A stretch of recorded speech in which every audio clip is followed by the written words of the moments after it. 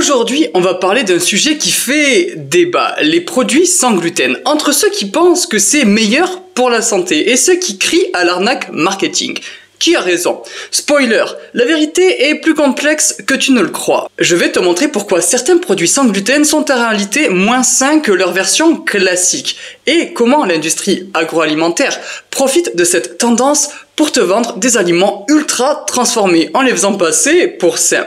Savais-tu que le marché du sans gluten a explosé de 136% en 5 ans, atteignant 6 milliards de dollars alors que seulement 1% de la population est réellement cœliaque. Ouais, t'as bien entendu, réfléchis à ça. Ce qui est encore plus surprenant, c'est que selon une étude récente, près de 60% des consommateurs de produits sans gluten n'ont aucune raison médicale de les choisir. D'ailleurs, retrouve toutes les sources de ces études en description. Alors, est-ce que t'es prêt à découvrir ce qui se cache vraiment derrière l'étiquette sans gluten? Allez, on plonge dans le monde des farines alternatives, des additifs et des études scientifiques. Pourquoi le gluten est-il si diabolisé? En fait, il s'agit d'une protéine qu'on retrouve dans le blé, l'avoine, l'orge et le seigle. Pour les personnes cœliaques, je te le rappelle, 1% de la population, c'est un vrai poison. Mais pour les autres, eh bien, une étude du British Medical Journal de 2017 montre que seulement 6% de la population souffrirait d'une sensibilité non cœliaque au gluten. Donc, autant dire que 7% de la population a vraiment un risque de consommer du gluten. Pourtant, 30% des Américains essaient de réduire leur consommation de gluten. Alors, pourquoi? Eh bien, parce qu'on nous fait croire que c'est plus sain. Ce phénomène s'appelle l'effet nocebo. Quand tu crois qu'un aliment est mauvais, ton corps peut effectivement réagir de façon négative. Même sa raison psychologique. Une étude passionnante du Journal of Psychosomatic Research a montré que 40% des personnes pensant être sensibles au gluten ne ressentaient plus de symptômes quand elles en consommer sans le savoir. D'ailleurs, ce qui est fascinant, c'est que le gluten moderne est très différent de celui que consommaient nos grands-parents.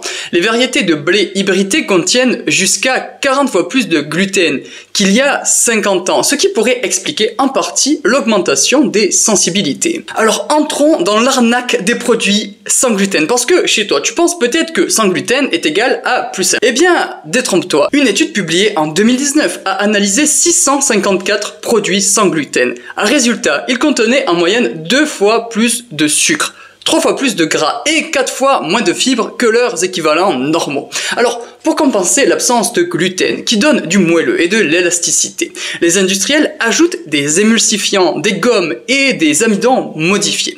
Le pire, c'est que beaucoup utilisent de la farine de riz blanche qui a un index glycémique encore plus élevé que la farine de blé raffinée. Et des recherches montrent que certains pains sans gluten peuvent faire monter ta glycémie aussi vite qu'un soda. Ce qui est particulièrement troublant, c'est que ces produits sont souvent commercialisés comme étant plus sains, alors qu'ils contiennent parfois jusqu'à 15 ingrédients contre seulement 4 dans un pain traditionnel. Bref, des ingrédients ultra transformés qui n'ont plus rien de naturel. Et ces additifs ne sont pas anodins. Une étude publiée dans Gut en 2021 a montré que les émulsifiants comme la gomme de Guer perturbent le microbiote intestinal et augmentent l'inflammation. Pire encore, certains produits sans gluten ont un index glycémique plus élevé que leur version classique. Traduction, ils font monter ta glycémie en flèche, ce qui favorise le stockage des graisses et les fringales. Et ce n'est pas tout. Oui, tu pensais que c'était tout, mais ce n'est pas tout. Une étude a découvert que les régimes sans gluten mal équilibrés pouvaient entraîner des carences en fer, en folate et en vitamine B, essentielles pour ton énergie et ton système nerveux. Ce qui est particulièrement ironique dans l'histoire, c'est que beaucoup de personnes adoptent le sans gluten pour améliorer leur santé, alors qu'elles pourraient en réalité nuire à leur bien-être à long terme. Alors voici des alternatives qui marchent et d'autres qui ne marchent pas. Toutes les farines, effectivement, sans gluten ne se valent pas. La farine de riz, elle est riche en arsenic et pauvre en nutriments. Donc, éliminez. La farine de pois chiche, elle est riche en protéines et fibres. Pas mal. Et la farine de sarrasin, elle est excellente, mais souvent chère. Alors, mon petit protégé, la farine de teff, est-ce que tu connais? Une étude publiée dans Food Chemistry montre que cette farine est la plus nutritive, avec un bon équilibre en protéines et minéraux. Effectivement, elle est issue d'une ancienne céréale éthiopienne. Naturellement, sans gluten. Elle est reconnue pour sa richesse nutritionnelle et elle présente également un excellent équilibre en protéines, notamment en acides aminés essentiels comme la lysine, ainsi qu'une haute teneur en minéraux, en fer, en calcium, en magnésium et en zinc. Elle est aussi riche en fibres. Elle possède un index glycémique bas et contient des antioxydants. Elle est donc très polyvalente et on la retrouve dans des pains, des crêpes, des biscuits ou encore des galettes. Et elle est idéale pour les personnes recherchant une alternative saine et nutritive aux farines classiques. Bref, tu peux en trouver chez Biocoop et préparer tes meilleures pâtisseries et autres plats avec. Mais ce n'est pas tout. Savais-tu que la farine de sorgho, encore peu connue, est une excellente alternative? Elle contient des antioxydants puissants appelés polyphénols qui protègent tes cellules, un peu comme des gardiens invisibles contre le vieillissement prématuré. D'un point de vue scientifique, ces composés jouent aussi un rôle dans la prévention de certaines maladies chroniques, en agissant comme antioxydants et anti-inflammatoires. Ils aident ainsi à réduire les risques de maladies cardiovasculaires en limitant l'oxydation du cholestérol et pourraient freiner le développement de certains cancers, comme ceux du côlon ou du sein.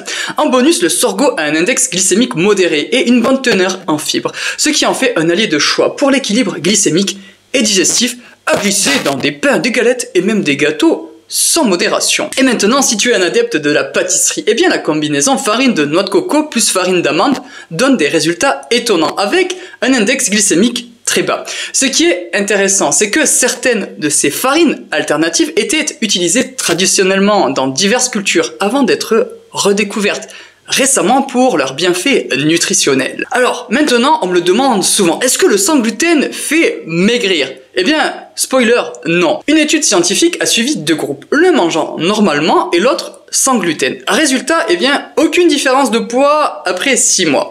Alors, pourquoi? Eh bien, parce que les produits sans gluten sont souvent plus caloriques et moins rassasiants. Tu risques même de prendre du poids si tu ne fais pas attention. Oui, tu as bien entendu. Car une analyse publié en 2020 a révélé que les consommateurs réguliers de produits sans gluten avaient en moyenne un IMC plus élevé que les autres. Catastrophe. Et le comble, eh bien, c'est que beaucoup compensent l'absence de gluten en mangeant plus, pensant que c'est light. Ce qui est encore plus surprenant, c'est que certains produits sans gluten contiennent jusqu'à 30% de calories en plus que leurs équivalents normaux.